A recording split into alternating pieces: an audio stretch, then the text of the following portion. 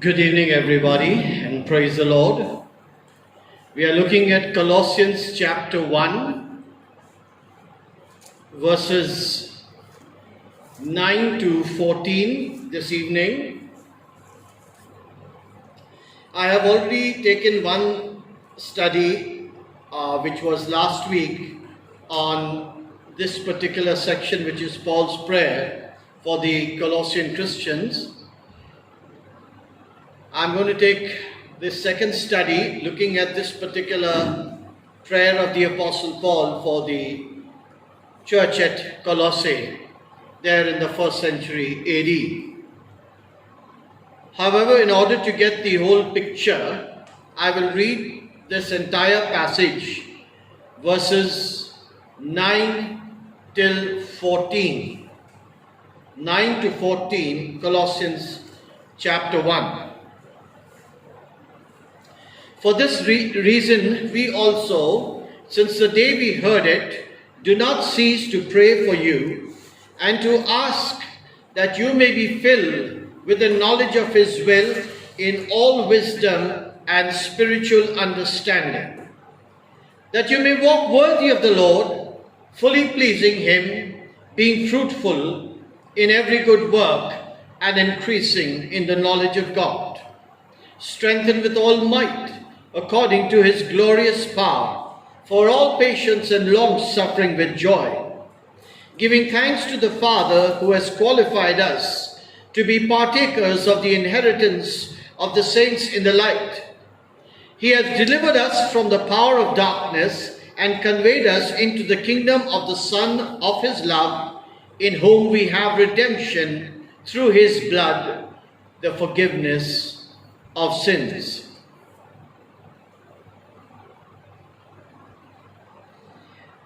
Now, last week we already looked at verses 9 to 11 of this particular passage, so I'm just going straight into verse 12. Verse 12, giving thanks to the Father, who has qualified us to be partakers of the inheritance of the saints in the light. Now, I'm going to look at verse 12 right down to verse 14. Now, he begins over here in verse 12 by saying, giving thanks to the Father. What does he thank God for then?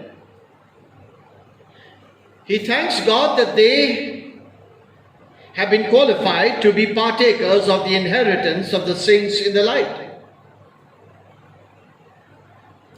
Now I'm going to look at some of these things a little bit more in detail as we move along. But let's think for Thanksgiving for a moment. Thanksgiving is an integral part of the life of a Christian. For regardless of the circumstances that we find ourselves in, we must always be grateful to God. For ultimately, just to be in a right relationship with Him is an adequate reason for expressing our gratitude to Him. What is the opposite of thanksgiving? Grumbling, murmuring. मैं थोड़ा हिंदी में भी बोलूँगा. ये प्रार्थना हम लोग ने पिछले हफ्ते मैंने शुरू किया है, जो पौलुस कलोसियों की मंडी के लिए यहाँ दुआ कर रहा है. कलोसियों की पहले अध्याय 9 आयत से 14 आयत तक. मैंने 11 आयत तक पिछले हफ्ता बुधवार की बाइबल स्टडी को देखा. अब हम 12 आयत से आगे बढ़ेंगे और यहाँ धन्यवाद की बात वो कहता है. एक मसीही विश्वासी के लिए धन्यवाद बहुत महत्वपूर्ण है हमारे मसीह जीवन में. परिस्थिति कुछ भी हो, परंतु हम मसीहों को परमेश्वर को धन्यवाद देना चाहिए। अंत में अगर आप देखोगे, क्योंकि हमारा परमेश्वर के साथ संबंध है, यीशु के साथ, तो यही मुख्य कारण बनना चाहिए कि हमें उसको धन्यवाद देना चाहिए। There are many specific verses in the Bible where we are told that we need to express our gratitude to God. There are whole passages in the Bible, and it would not be possible for me to note them out right now in this study. However, God is worthy of our gratitude, and this should be a consistent expression that should characterize our lives as God's children through the Lord Jesus Christ. परमेश्वर हमारे धन्यवाद के योग्य है, और इसलिए एक मसीह विश्वासी की जिंदगी में एक धन्यवाद की रवैया लगातार होनी चाहिए, उनके संतान होने के नाते। So I'll put over here verse 12, Thanksgiving.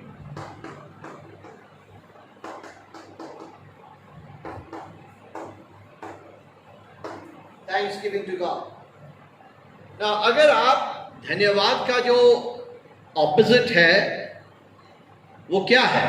कुरकुराना, murmuring.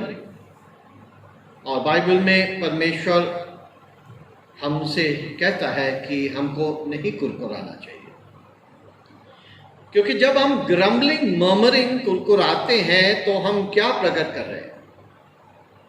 हम इस बात को प्रकट कर रहे हैं कि हम परमेश्वर की जो प्रोविडेंशियल केयर योजना हमारे लिए है, हम उससे संतुष्ट नहीं हैं। Basically, when a Christian murmurs or grumbles, for whatever reason it may be, it's basically a denial of God's providential care and concern for our lives. Because the Bible does teach us that we are under God's providential care and concern, and so that whatever He allows in our lives is ultimately for our highest good. So thanksgiving should be our attitude as Christian believers. Now, आगे हम लोग देखेंगे 12 आयत में, he mentions here 2-3 specific reasons of thanksgiving to God. But before I go on to look at this, I just want to bring to our attention one or two things which I was mentioning just before we began this study. I was talking about, a rather unusual situation we are all facing due to this coronavirus curfew. And we are not having our regular church engagements, as well as life for us is not really normal because markets are closed. We are not going out so easily to visit people or even just to be, outside meeting people. It's not normal right now. So there's a sense of gloom. But then as I was thinking about it, as I was looking at this particular verse 12, but there's so many other things to be thankful to God, even despite this present coronavirus curfew. जब मैं इस बात को सोच रहा था तो मैंने सोचा कि हालांकि कई बातें के लिए हम लोग एक तरह से मुश्किलाहत से कठिन परिस्थिति से गुजर रहे हैं। ये कोरोना वायरस जो कर्फ्यू है, अभी कई रिस्ट्रिक्शंस हैं हम लोग के ऊपर, पर फिर भी हम लोग को धन्यवाद देना चाहिए कई बातों के लिए. For example, at least thank God this curfew is not allowing us not to go out at all. Thank God for that. Thank God we are able to meet like this, even though numbers are limited. Thank God that at least daily needs shops are open with daily needs. And no police personnel are stopping us. Wherever we want to go, we are free to go. So for all these things, इन बातों के लिए प्रभु का धन्यवाद हो कि हालांकि unusual परिस्थिति है ये कोरोना वायरस कर्फ्यू के कारण, पर फिर भी कई बातों के लिए हम प्रभु को इस परिस्थिति में भी धन्यवाद दे सकते हैं. Now he says over here in verse 12, giving thanks to the Father who has qualified us to be partakers of the inheritance of the saints in the light. Now this word qualified is important.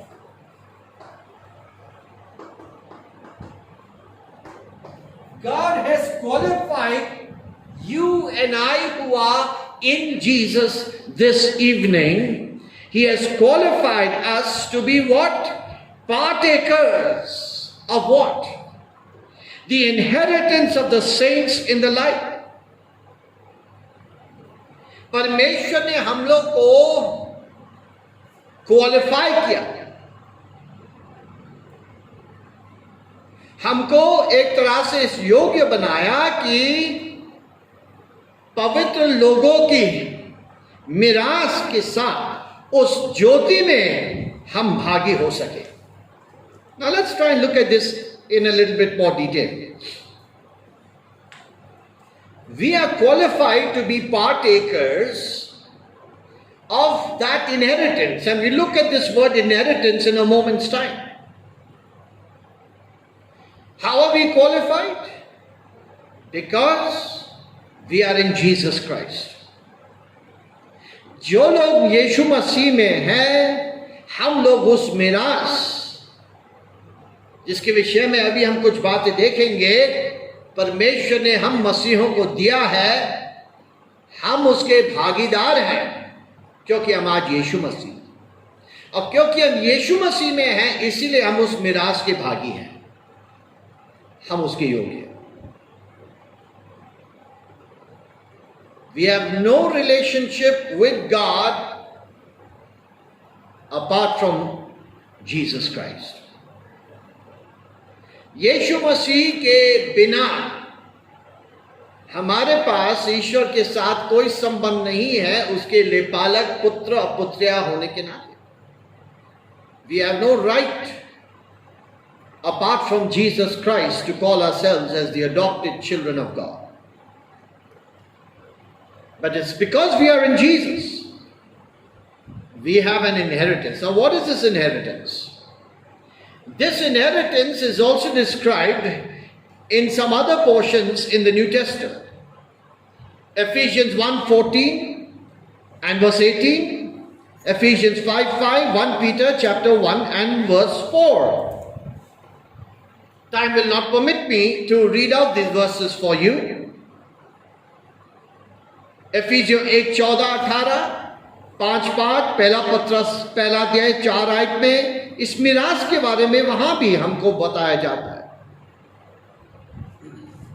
और एफिसियों पहला अध्याय में ये लिखा है कि ये मिरास परमेश्वर ने हमारे लिए स्वर्ग में रखा है, और बयाने के रूप में उसने हमको पवित्र आत्मा दिया है जो हमारे अंदर वास करता है मसीह विश्वासी होने के नाते. In Ephesians chapter 1 verse 14, the apostle says this inheritance is kept for every Christian in heaven. And as a deposit, as a down payment to that inheritance which God has kept for every Christian believer in heaven, He has given us the Holy Spirit, who indwells every Christian believer. So what is this inheritance? In a broad way, the New Testament describes this inheritance of the Christian as God Himself. मोटी बातों में ये जो मिरास नया नियम इसके विषय में बताता है जो परमेश्वर ने मसीह लोगों के लिए तैयार रखा है, वो परमेश्वर खुद है. For whatever belongs to Jesus Christ belongs to you and me who are Christians.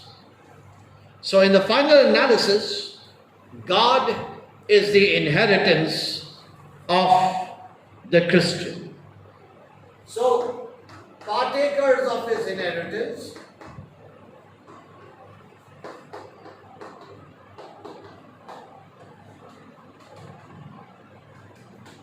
तो जो कुछ यीशु के पास है वो आपका है, मेरा है, क्योंकि हम यीशु में हैं. So whatever belongs to Jesus, whatever God the Father has given to Jesus or is going to give to Jesus, all belongs to you and me because we are in Jesus Christ.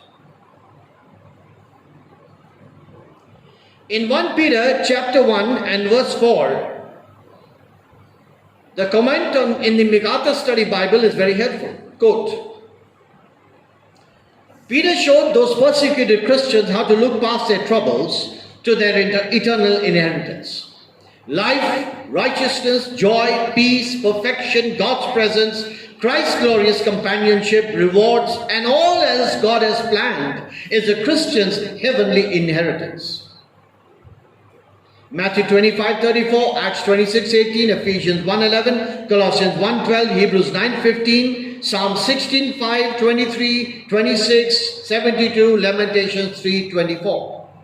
According to Ephesians 1:14, the indwelling Holy Spirit is the resident guarantee of that inheritance. The inheritance is not subject to passing away, not liable to decay. The word was used in secular Greek of something that was unravaged by an invading army. Matthew 6:19-21. This word means unpolluted, untainted, unstained with evil. The undefiled inheritance of the Christian is in marked contrast to an earthly inheritance, all of which is corrupted and defiled. Fading was often used of flowers that wither and decay. Though earthly inheritances eventually fade away, the eternal inheritance of a Christian has no decaying elements, unquote. Because in 1 Peter chapter 1 and verse 4, the Christian's inheritance over there is described as unfading, undefiled, and imperishable. And it is kept in heaven for us. The down payment of that inheritance is the indwelling Holy Spirit which God gives to every Christian believer. Now, regarding this inheritance that we have seen this evening in Colossians chapter 1 and verse 12, there are two practical thoughts which I want to leave with you before we move on. Now, the Bible clearly teaches us that the Christian's priority should be to seek the things which are above. Matthew chapter 6, 19-21, Colossians 3, 1-2, 2 Corinthians 4, 16-18. ये मिरास के विषय में जो आज अभी हम लोग ने देखा है, जो परमेश्वर ने हम मसीहों को दिया है या रखा है, और बयानी के रूप में उसने हमें पवित्र आत्मा दिया है जो हर मसीह विश्वासी के अंदर वास करता है. दो व्यावहारिक बातें सच्चाई में आपके सामने रखता हूं. पहली सच्चाई ये प्रैक्टिकल बात कि हालांकि बाइबल में साफ लिखा है कि हम मसीहों का जो नजर है, प्रायोरिटी है, वो स्वर्ग की बातों पर होनी चाहिए. मत्ती 6, 19-21 यीशु ने साफ कहा कि हमको धन स्वर्ग में इकट्ठा करना. कलोसियों 3, 1-2 स्वर्गीय बातों पर हमारा मन होना चाहिए. And 2 Corinthians 4, 16-18, we are to dwell on the things which are eternal, unseen, not on that which is temporary. Now the Bible having says that for the Christian priority, nowhere are we taught in the scriptures that we are to live an ascetic life on earth or to eschew or to deny the material altogether. The wise Christian will look upon his life and all that he has as a sacred trust from God, use it for extending the kingdom of God on earth, and consistently maintain a heavenly perspective to his earthly existence. इसी बुद्धिमान मसीह विश्वासी वो है जो अपनी जिंदगी को जो परमेश्वर ने उनको दिया है एक पवित्र ट्रस्ट के रूप में परमेश्वर ने उनको दिया. और इसलिए जो कुछ उसके पास है, जो कुछ वो है, परमेश्वर की राज की बढ़ोतरी के लिए इंसानों की जिंदगी में वो इस्तेमाल करेगा, हालांकि लगातार उसका मन स्वर्गीय बातों पर रहेगा. And the second practical thought I want to leave with you is this: the Christian should always keep in mind that death is the inevitable appointment that we all have to make someday. And the wise Christian will live each day for the glory of God, always keeping in mind that he can be taken away in death any moment. And he is going to take nothing with him when that time comes. बुद्धिमान मसीह विश्वासी वो है जो लगातार वो अपने मन में इस बात को रखता है कि कभी भी मौत का बुलावा आएगा. और वो ऐसा अपॉइंटमेंट है जो परमेश्वर ने नियुक्त किया है, जो कभी भी आ सकता है. और एक मसीह विश्वासी वो ऐसा जीवन जिएगा, वो ये जानते हुए कि कभी भी प्रभु उसको बुला सकते हैं, और जब परमेश्वर उसको बुलाएगा वो उसके साथ कुछ भी नहीं ले सकेगा. वो तत्पर तैयार है परमेश्वर से मिलने के, न्याय के लिए. और वो महिमा, वो इनाम, वो मिरास जो परमेश्वर ने उसके लिए स्वर्ग में रख छोड़ा है. The wise Christian will always be prepared to meet God, not only for the final judgment that awaits him, but also the eternal glory, the rewards and the inheritance that God has kept there for him. Now let's look at the last part of verse 12. Partakers of the inheritance of the saints in the light. Saints in the light.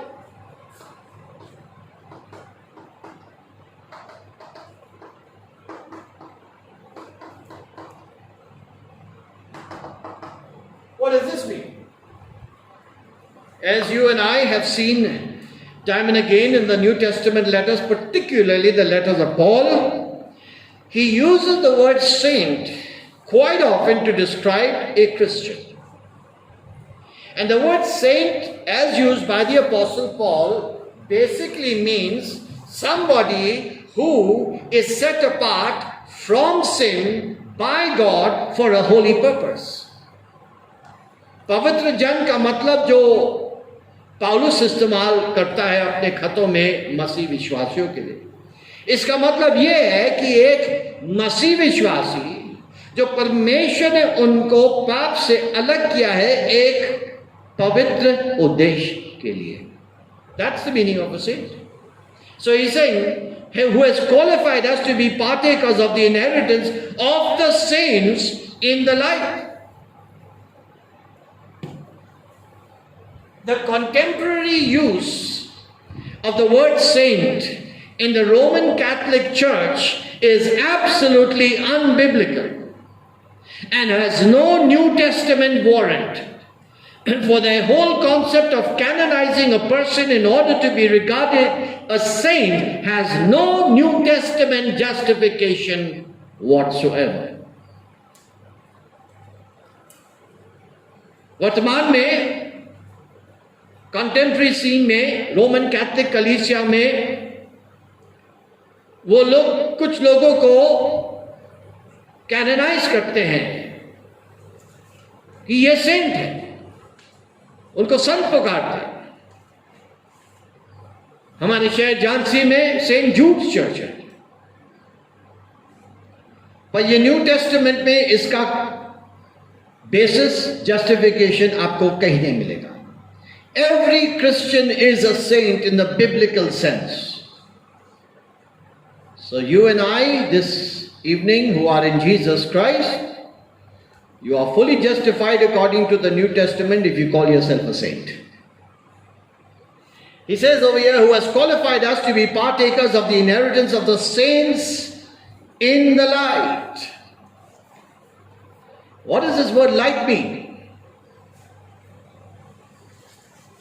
Again, I will read a comment from the MacArthur Study Bible, which is very helpful. Quote, Scripture represents light intellectually as divine truth, Psalm 119 verse 130, and morally as divine purity, Ephesians 5, 8-14, 1 John 1, 5. The saints' inheritance exists in the spiritual realm of truth and purity where God Himself dwells. 1 Timothy 6:16. Light then is a synonym for God's kingdom. Unquote.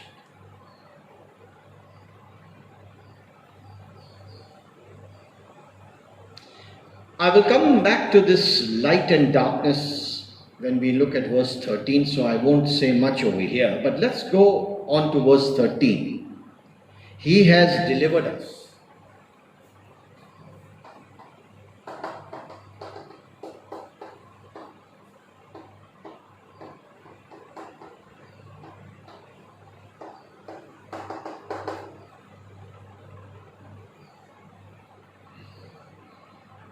God has delivered us from what? परमेश्वर ने हमको छुटकारा दिया, हमको निकाला. Deliverance, छुटकारा, I think that's the best way to understand it in Hindi. He has delivered us. Now here is a succinct description of the Christian believer. यहाँ एक मसीह विश्वासी की परिभाषा हमको यहाँ मिलता है. A Christian is one who has been delivered from the power of darkness and conveyed into the kingdom of God. Now what is the power of darkness? He has delivered us from the power of darkness. ये अंधकार की सामर्थ क्या है जिससे परमेश्वर ने एक मसीह विश्वासी को से छुटकारा दिया, निकाल दिया. यह अंधकार की सामर्थ है क्या चीज? The power of darkness is the description of the kingdom of the devil, which in contrast to the kingdom of God is one of deception, impurity and lies. शैतान का राज एक धोखा, झूठ और अपवित्रता का राज है.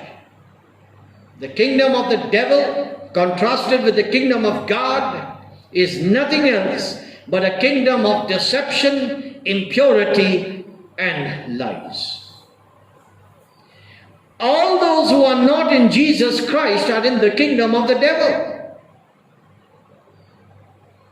I'm not saying that, but God says it in His Bible. जो लोग यीशु मसीह में नहीं हैं वो सब अंधकार के राज में हैं, अर्थात शैतान के राज में. पहला यूहन्ना 5:19 में लिखा है ये सारी दुनिया उस दुष्ट के वंश में. The whole world lies under the control of the evil one, the devil. There are two kingdoms in the present world and they are in conflict with one another. There is the kingdom of the devil, which is the kingdom of power of darkness, and there is the kingdom of God, which is the kingdom of light. There is the kingdom of Jesus Christ. A person who is not in Jesus Christ is in the kingdom of the devil. And that is why Jesus clearly tells us that His disciples are not part of this evil, wicked system, which is largely referred to as the world in the New Testament. एक इंसान जो यीशु मसीह में है वो शैतान के राज में नहीं है मित्र. और इसलिए यीशु मसीह कई बार हम लोग से कहता है कि उनके चेले दुनिया में नहीं है. John 15:18-19, John 17:14-19, Jesus gives us clear teaching over there on the Christian's relationship to this world. In John 15:18-19, Jesus clearly makes it clear to His disciples that we are not of this world. If the world hated Him, this evil wicked system hated Him, it will hate us. John 17:14 to 19, there he says the same thing, but he says, I pray. When he's praying to his Father in heaven, he's saying that you will not take them out of this world, but keep them from the evil one. And then he goes on to say, as you sent me into the world, I also send them back into the world. यीशु साफ कहता है यूहन्ना 15 अध्याय में, क्योंकि हम इस दुनिया के नहीं हैं, इसलिए दुनिया हमसे बैर करेगी। जैसे उसने मसीह से बैर किया है, नफरत की, वैसे हम भी जो यीशु में हैं, दुनिया हमसे नफरत करेगी। यूहन्ना के 17 अध्याय में जब यीशु मसीह प्रार्थना कर अपने पिता से, वो साफ कहता है उस प्रार्थना में कि हम मसीही लोग को इस दुनिया से निकालो मत, पर उस दुष्ट से हमें रखो जो शैतान है। और उस प्रार्थना में ये भी कहता है कि जैसे पिता ने उसको दुनिया में भेजा, वैसे हम और आप मसीह लोगों को भी दुनिया में भेजता है। The biblical teaching on saints living in the world is diametrically opposed to the non-Christian teaching on this subject.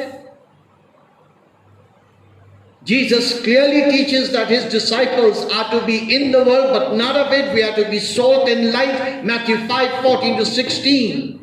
Permeating this world with light, his light, and arresting the decay of sin in the world because of sin. मत्ती 5:14 से 16 में यीशु साफ कहता है अपने चेलों के विषय में कि हम दुनिया की नमक है, दुनिया की ज्योति है। दुनिया जो आत्मिक और नैतिक तौर से अंधकार में है, हम मसीहों को दुनिया में रहकर दुनिया के लिए ज्योति बने। दुनिया जो पाप के कारण सड़ रही है, हम उस सड़ाहट को, उस रोटननेस को हम रोक सकते हैं अपने पवित्रता के जिंदगी से। Non-Christian religions teach us that supposedly the purer you are, the more holy you are, you better renounce the world. You live a life of asceticism, of renunciation. That's largely the teaching of non-Christian religions. And we who live in this country called India, we see this all around us. It is not uncommon to see ascetics roaming around. They think that they have renounced the world. They are very pure and holy people. And so they live lives of asceticism. Christian lives his life of sainthood and purity by being in the world, being in society, but not being part of its evil, wicked lifestyle. एक मसीह विश्वासी अपने पवित्रता का जिंदगी समाज में बिताता है, पर समाज की गंदगी और अपवित्रता, अशुद्धता में वो भाग नहीं लेता है। God's kingdom has come with the coming of Jesus. But right now the kingdom of God is within the Christian believer. One day this literal kingdom of God will be on earth, but that will only come when Jesus returns on earth to establish his 1,000-year millennial reign. Described in Revelation 20, 1-4, verse 5, 6 and 7, Romans 14:17 talks about the kingdom of God is not a matter of eating and drinking, but of righteousness, peace and joy in the Holy Spirit. मित्रों, परमेश्वर का राज आ गया इस दुनिया में क्योंकि यीशु मसीह आ गया है, पर यीशु मसीह का राज आया है एक आत्मिक तरीके से। यीशु साफ कहता है कि परमेश्वर का राज हमारे अंदर है, मसीह विश्वासियों के अंदर है। पौलुस कहता है रोमियो 14:17 में, परमेश्वर का राज खाने और पीने में नहीं है, पर शांति, आनंद और धार्मिकता में है। पर एक दिन यीशु जब वापस आएगा इस दुनिया में, वो 1000 साल के लिए इस दुनिया में राज करेगा, अपना राज इस दुनिया में स्थापित करेगा। और इसका वर्णन आपको प्रकाशित वाक्य 20 अध्याय 1-4 आयत 5, 6 और 7 आयत में मिलता है।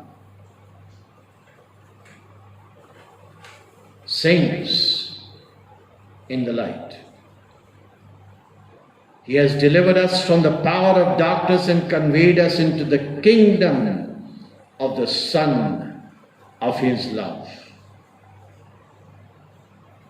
It's very important to make sure that we're in the kingdom of God. ये बहुत ज़रूरी है मित्रों कि हर एक इंसान इस बात में वो अपने जीवन में बड़े अशोर रहे, उनके अंदर ये आश्वासन है कि वो यीशु मसीह के राज में, परमेश्वर के राज में, क्योंकि अगर आप यीशु मसीह के राज में नहीं हैं तो आप शैतान के राज में. And here the description of the king of a Christian in verse 13 is, he has delivered us from the power of darkness, which is the kingdom of the devil, and conveyed us or transferred us into the kingdom of the Son of his love. Now lastly, we look at verse 14, and there are some crucial truths that we need to look at in verse 14. 14 आयत में देख लीजिएगा, कुछ महत्वपूर्ण बातें मैं आपके सामने रखूंगा. In whom we have redemption through his blood, the forgiveness of sins.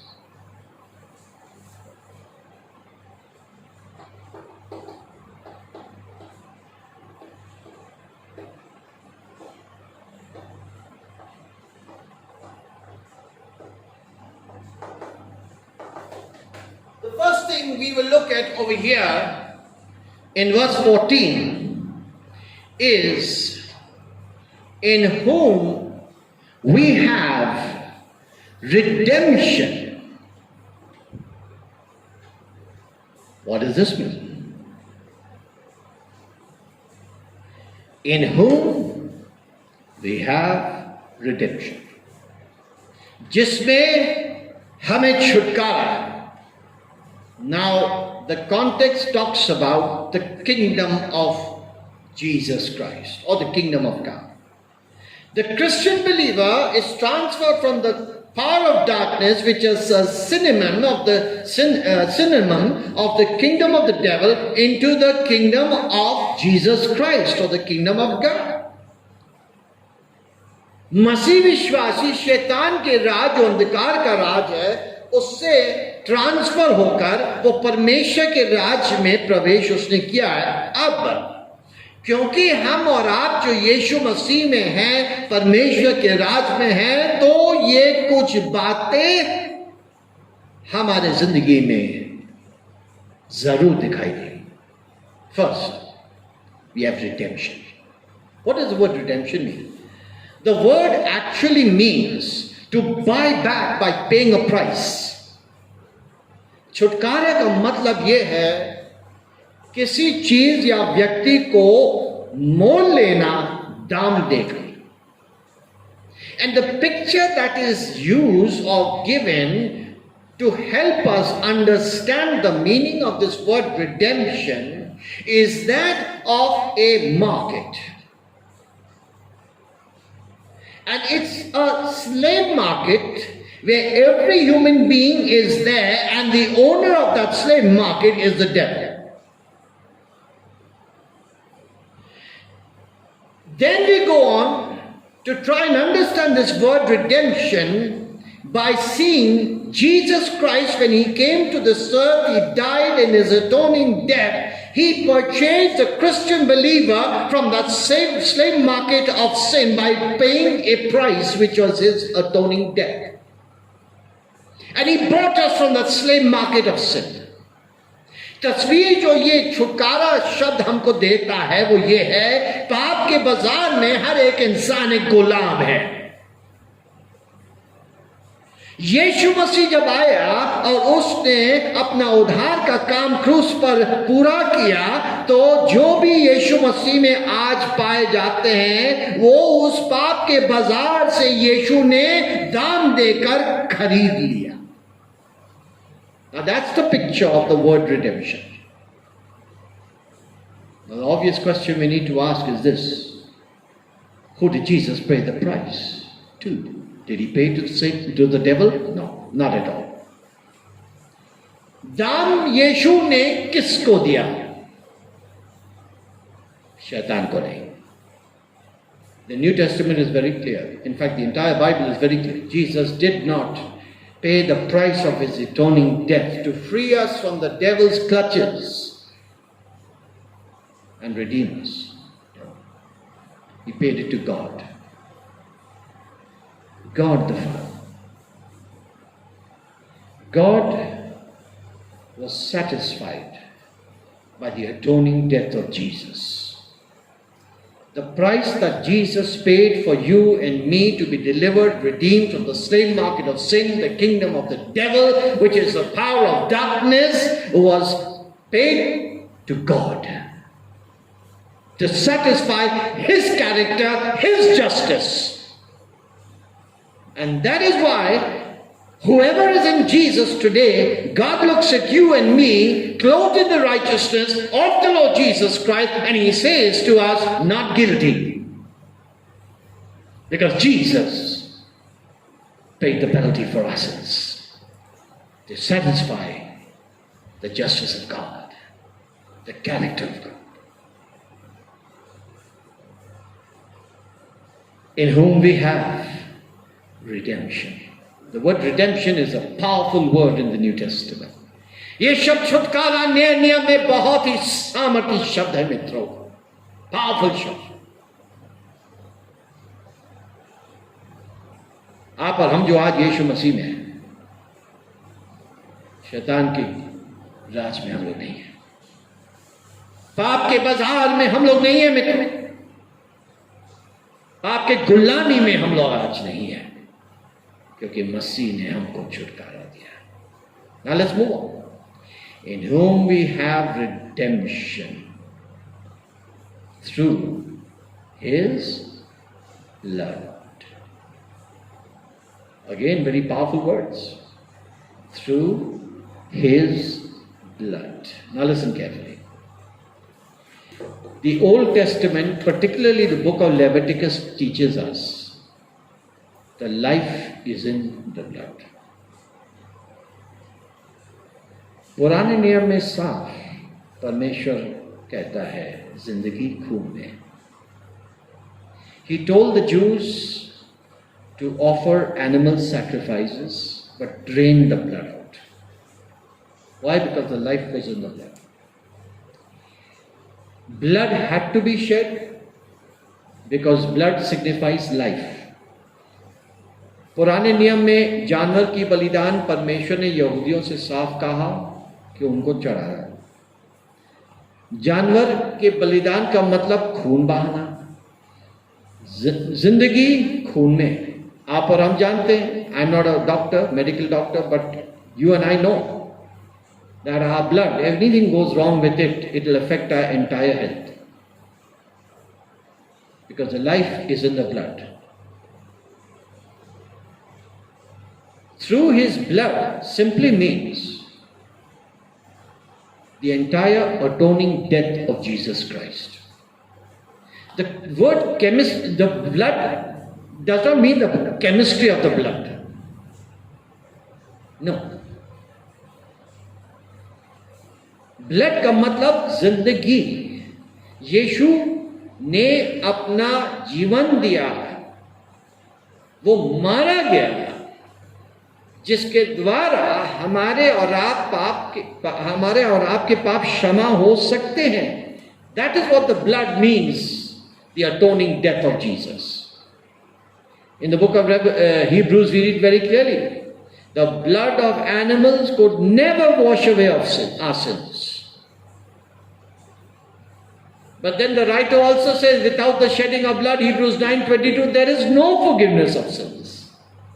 And that is why Jesus had to die. His death is the atoning sacrifice for the sins of the whole world. 1 John chapter 2 verse 2. And He is the atoning sacrifice not only for our sins but for the sins of the whole world. जब यीशु मसीह मारा गया, उसका खून बहाया गया, तो मतलब ये नहीं कि उसके खून में उद्धार है. उसके खून जब यहां पौलुस इस्तेमाल करता है और कई बार नए नियम, इसका मतलब उसके मौत, और वो मौत हमारे पापों के बदले था, हमारे पापों की सजा के लिए अटोनिंग डेथ था. That's what the word through His blood means. The MacArthur Study Bible gives us a helpful quote on verse 20, on verse 14, a reference not limited to the fluid as if the blood had saving property in its chemistry, but an expression pointing to the totality of Christ's atoning work as a sacrifice for sin. This is a frequently used metonym in the New Testament. Ephesians 1:7, 2:13, Hebrews 9:14, 1 Peter 1:19, unquote.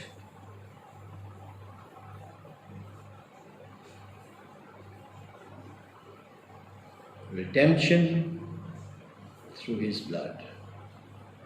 Lastly, the forgiveness of sins.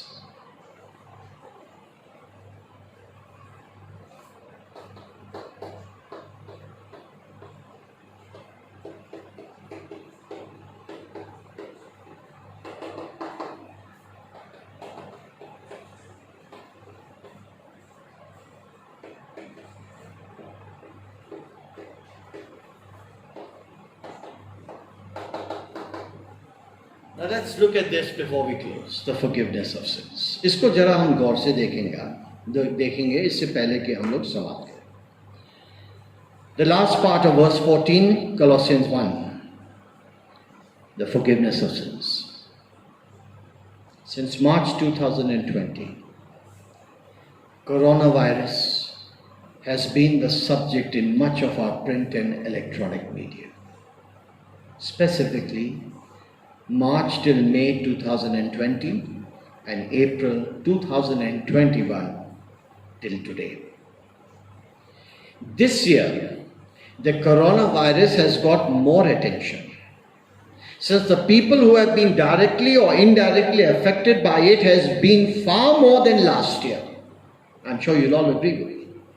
And again, directly or indirectly, more have lost their lives than last year, 2020. I am not a medical doctor or a healthcare worker, but a preacher of the Word of God, and I would like to say some truths that we need to address in this context. People are doing all that they can not to get infected with the coronavirus. And even if they have been infected, medical help and advice have been rightly sought.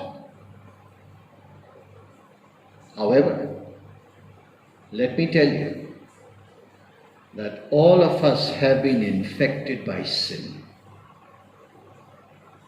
which is a far more deadly disease than coronavirus, since it is of a moral and spiritual nature, and we have been infected by this since the time we were conceived in our mother's womb. Psalm 51 verse 5, Romans 5:12 to 21.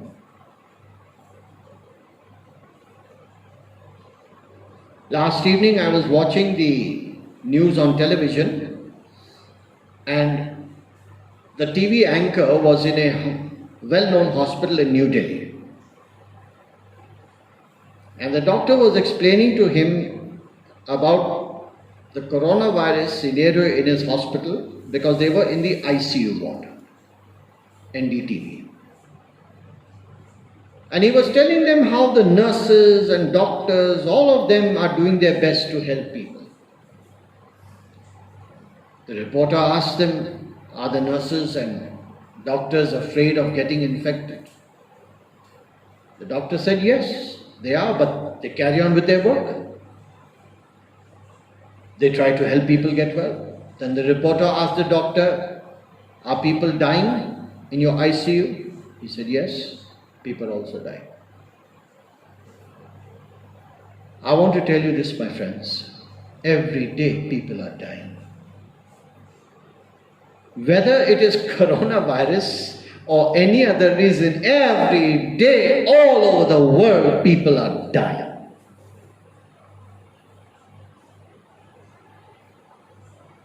Coronavirus के बारे में 2020 May and June, April and May काफ़ी चर्चा थी print and electronic media में.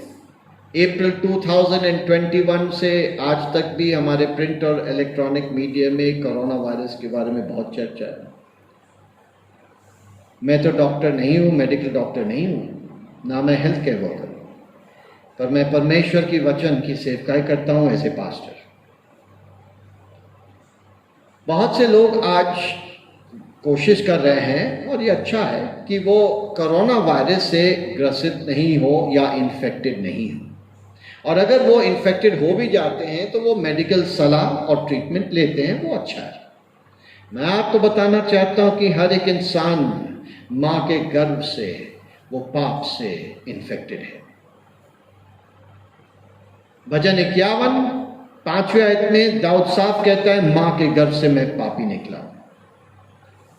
Romeo 5:12 से 21 पौलुस वहां साफ कहता है, एक आदमी से पाप आया और सबने पाप किया और सब मर गए। रोमियो 5:12 से 21।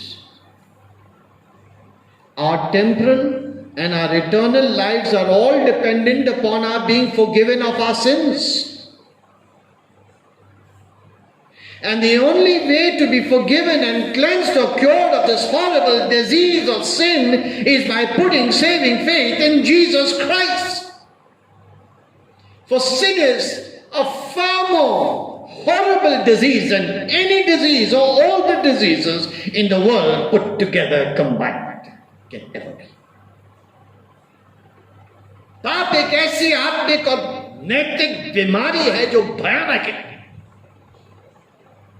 दुनिया की तमाम बीमारियों को, रोग को आप मिलाओगे, पाप से भयानक नहीं है मित्रों, और इंसान की ओर से इसका कोई इलाज नहीं है। Oh, there are vaccines, there is medical care for corona and so many diseases, but there is no human cure for the deadly nature of sin, disease called sin. Horrible. We need to be forgiven of our sins. The apostle makes it very clear. In whom, verse 14, we have redemption through his blood, the forgiveness of sins. Papo Sishan. One day we are all going to die, my friends. Whether by coronavirus or whatever reason it is. But I want to tell you, our death is definite, but when that is going to be, nobody knows. But if we do not put our faith in Jesus Christ, then not only in this life will we live as dupes of the devil, slaves of sin, but for all eternity we will be separated from the true and living God in the lake of fire. हमको और आपको, हर एक इंसान को एक दिन मरना नियुक्त है। कब वो दिन आएगा किसी को नहीं मालूम।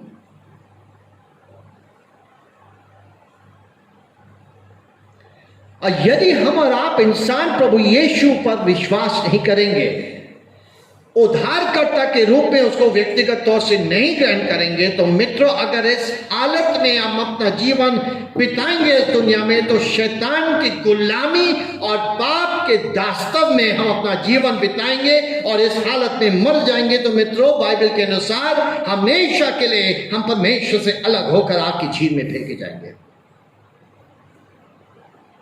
It is to the wisdom of every human being to be reconciled with God, and the only way according to the Bible is to faith in the Lord Jesus Christ, in whom we have redemption through his blood, the forgiveness of sins. This is ultimately the greatest decision that a person can ever make in his or her life. God bless you. We'll close with a short prayer. एक छोटी प्रार्थना के साथ हम समाप्त करें. Father, we thank you for giving us this time together. Whatever we have learned, we pray that you would enlighten our minds so we could understand it better, apply it to our lives, and be faithful in teaching it to others. In Jesus' name we pray. Amen.